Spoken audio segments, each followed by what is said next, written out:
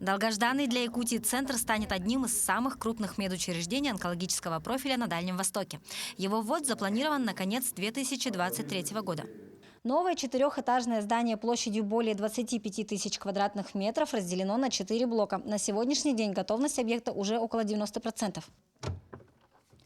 Остались вентиляция, электрика и монтаж специальных труб, поставляющих кислород. Новый онкоклинический центр сможет принимать до 50 тысяч пациентов в год.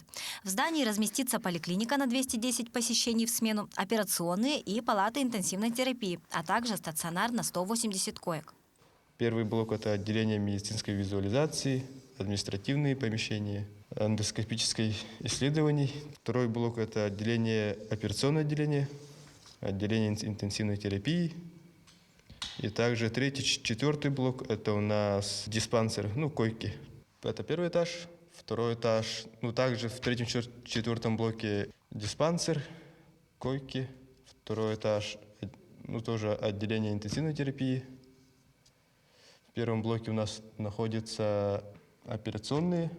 Первый вице-премьер Кирилл Бычков осмотрел объект и отметил, что сроки строительства соблюдаются. Сейчас все оборудование находится в пути. Его основная часть придет летом. Более того, уже сейчас идет набор будущих сотрудников. Формируется штат работников, которые сразу уже по сдаче объекта в конце текущего года приступят к работе. Поэтому я надеюсь, что у нас все наши планы выполнятся, и даже те сложности с поставками из-за санкций нам не помешают успешно сдать объект в этом году. Уже в этом году республика получит новое, оснащенное по последнему слову техники медицинское учреждение.